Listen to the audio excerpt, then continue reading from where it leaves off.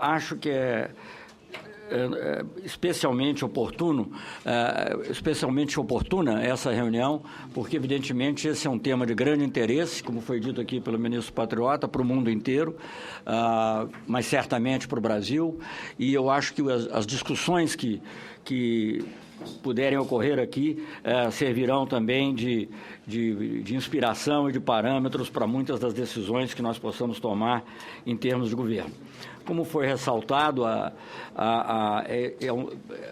essas denúncias, cuja gravidade é óbvia e é impossível diminuir, elas envolvem atividades com várias dimensões. Eu não vou tentar nem sequer de longe esgotá-las, mas simplificando um pouco, há obviamente uma dimensão que diz respeito ao cidadão, ao indivíduo, que tem a sua privacidade violada, e há uma dimensão também de preocupação com a própria segurança do Estado e da sociedade, que é a parte que incumbe mais diretamente ao Ministério da Defesa. Então, eu vou procurar, de maneira muito objetiva, me deter mais nessa parte.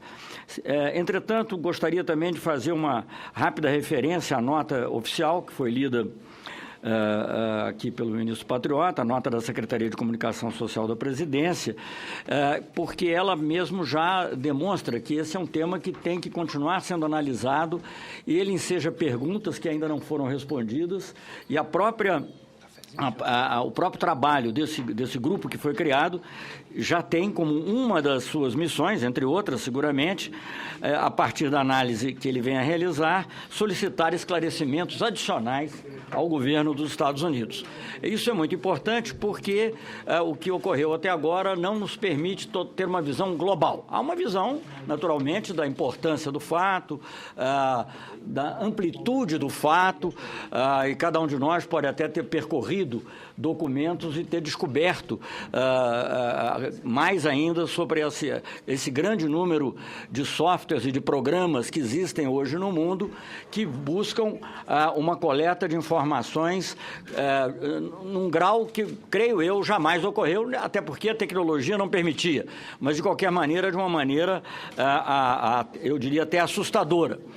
Um dos programas, por exemplo, esse ainda não está aprovado, mas tem um nome que, se eu não me engano, em inglês, de Total Information Awareness, quer dizer, consciência total da informação. Quer dizer, é como colocar a autoridade que cuida desse tema quase como se fosse a divindade, né? É uma onisciência buscada. Esse programa em si, esse em si não foi aprovado, mas ele faz parte de todo um contexto em que há vários outros programas internacionais ou de origem externa que fazem essa busca. Diante dessa situação, o que o Ministério da Defesa faz e pode fazer? Primeiro, eu gostaria de talvez dar um passo atrás e dizer que eu acho que é uma coisa muito importante, já que vem do governo anterior e dos meus outros assessores, foi a determinação de que a cibernética é um dos setores estratégicos da defesa. Os 3 setores escolhidos, como sabem, indicados, foram o nuclear, o espacial e o cibernético. Basta, digamos, alguém se interessar em ler as declarações dos próprios secretários de Defesa dos Estados Unidos para ver a importância que esse tema assumiu dentro das discussões sobre defesa. Em função disso, da Estratégia Nacional de Defesa, foi criado, primeiramente, um núcleo de defesa cibernética no Exército e, mais recentemente, com uma portaria da Presidenta, em 2011, foi transformado em Centro de Defesa Cibernético, que goza agora já de uma estrutura. Eu assinalo isso porque, na realidade, esses temas estratégicos ficaram cada um sob a direção, digamos assim, de uma das forças. O espacial, obviamente, a aeronáutica, o nuclear com a Marinha, devido ao programa nuclear brasileiro, o programa nuclear da Marinha e o programa do submarino nuclear, e o cibernético, então, foi entregue ao Exército. E esse Centro de Defesa Cibernética é muito jovem, quer dizer, ele foi criado em 2011, a minha primeira diretriz específica de como ele deve se coordenar com outros órgãos é do início de 2012. Então, estamos falando de algo realmente muito recente, mas que já vem operando. Mesmo antes da sua formalização, o Centro de Defesa Cibernética prestou, por exemplo, importantes serviços em grandes eventos. O primeiro deles foi antes da sua criação, foi da sua criação formal, que foi a Rio+20. Mais recentemente, também, o Centro de Defesa Cibernética atuou na Copa das Confederações, com o objetivo principal de evitar ataques cibernéticos aos nossos sistemas que pudessem prejudicar os próprios eventos.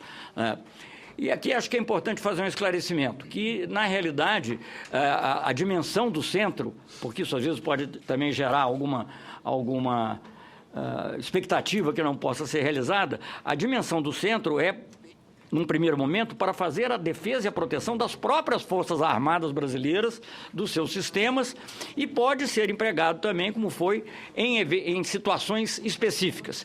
E em algumas dessas situações, ou em outras até de maneira mais geral, ele pode também prestar assessoria a outros órgãos na área de defesa cibernética.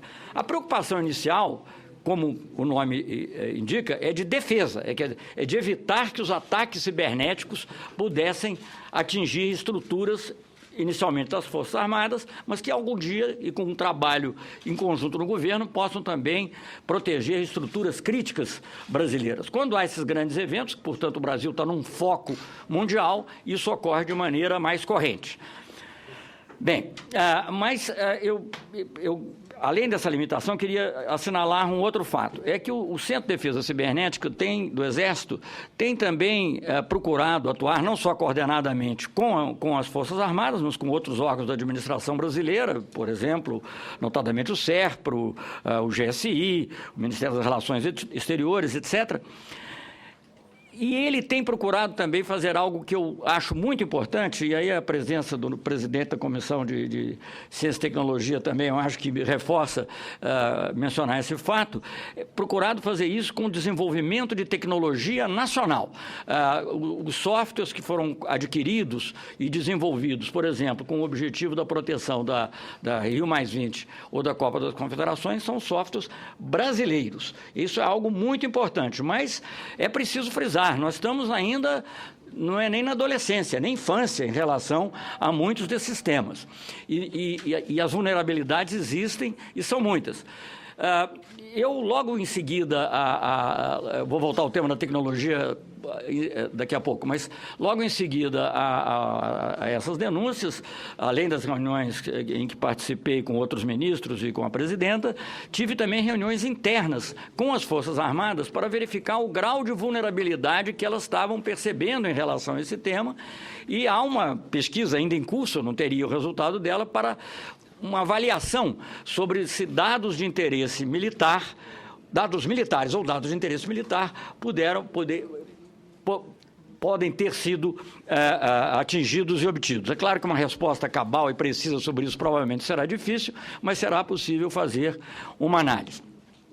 Mas voltando ao tema da tecnologia, digamos, as informações de natureza militar propriamente, que são vitais para nós, obviamente, para a nossa defesa, essas, em geral, são criptografadas com um sistema brasileiro, né, desenvolvido pelo GSI, mas que nós utilizamos, acho que o Itamaraty também utiliza, e essas, digamos, gozam dessa proteção razoável, eu diria, da própria criptografia. Agora, as redes, propriamente, elas não têm ainda um sistema brasileiro que possa proteger. A proteção que exista para as redes é, na realidade, a que existe, as ferramentas que existem são todas estrangeiras. Então, eu acho que uma necessidade urgente, quando você fala em defesa, e fala não só na defesa e na preservação da nossa capacidade militar, mas na defesa mais ampla do país, uma das necessidades mais urgentes é o desenvolvimento científico e tecnológico nessa área. Por isso mesmo, os ministros que estiveram reunidos, depois da presidente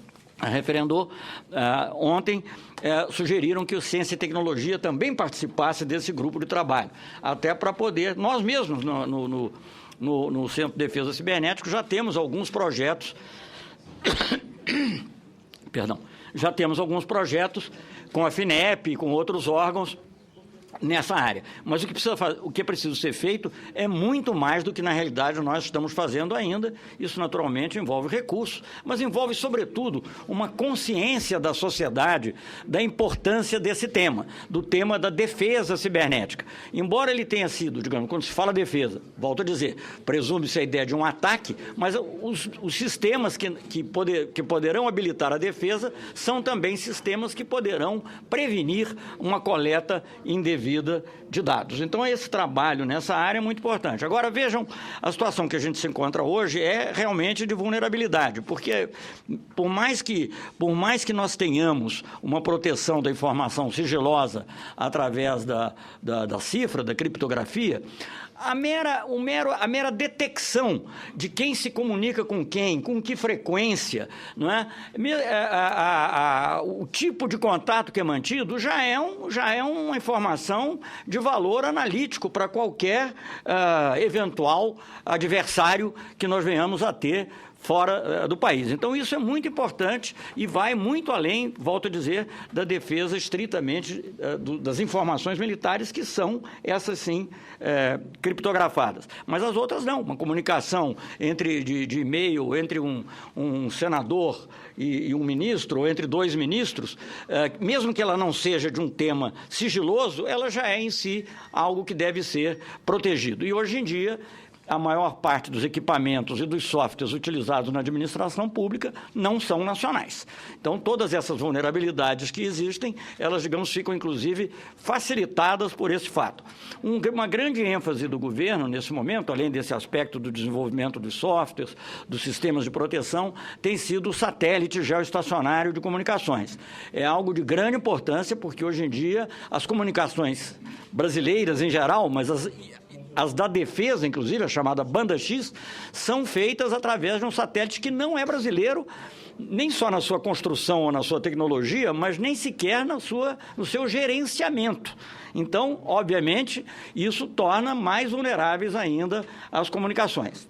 Obviamente, sempre tendo presente que, digamos, aquilo que é previamente definido como sigiloso pode ser criptografado, mas, como eu já disse, eu acho que a necessidade de proteger os dados vai além daquilo que é de um país ou de uma nação, vai além daquilo que é estritamente, já previamente definido como sigiloso. Então, o projeto que está sendo desenvolvido e dirigido pelo Ministério das Comunicações, mas do qual o Ministério da Defesa participa diretamente, juntamente com o Ciência e Tecnologia, é da maior importância, porque ele vai nos permitir ter um satélite que será, pelo menos, gerenciado por uma empresa nacional. A empresa Visiona, que foi uma fusão da Embratel com a Telebrás.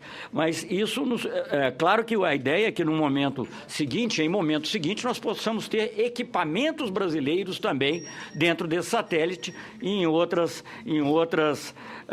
áreas da defesa. Estamos adquirindo o satélite, né? Perdão? Estamos adquirindo.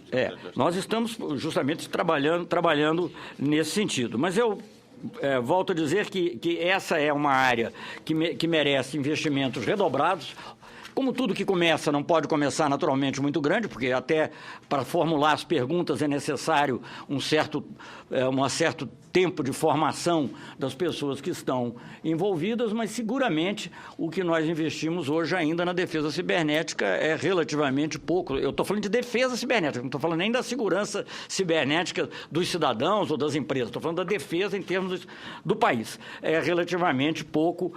Eu fiz um cálculo com que era, por exemplo, um país tipo o Reino Unido, o que nós investimos é mais ou menos 1/4, o que é um começo para quem não tinha nada, mas é ainda relativamente pouco. Inclusive, no orçamento de 2013, o que está previsto é um pouco inferior a 100 milhões de reais. Naturalmente, haverá outros aportes desse tipo da FINEP ou com outros órgãos que fomentam a pesquisa, mas eu queria, sobretudo, fazer essa ênfase para concluir. Não basta nós termos uma disposição de fazer a defesa das nossas estruturas, da preservação dos nossos dados. É necessário que nós tenhamos equipamentos e softwares produzidos e desenvolvidos no Brasil com a segurança adequada, porque senão existe até uma expressão comum que é o backdoor. Aparentemente muitas empresas estrangeiras, ou especialmente creio dos Estados Unidos, não sei se elas são as únicas, é possível que em outros países também isso ocorra, têm até uma obrigação, muitas vezes contratual ou legal, com o governo de origem para fornecer os dados que ela venha a receber se eles forem de interesse. Então, é absolutamente essencial investirmos nessa área. E é uma área que reúne defesa, ciência e tecnologia, mas, de certa maneira, toda a cidadania brasileira também. Muito obrigado.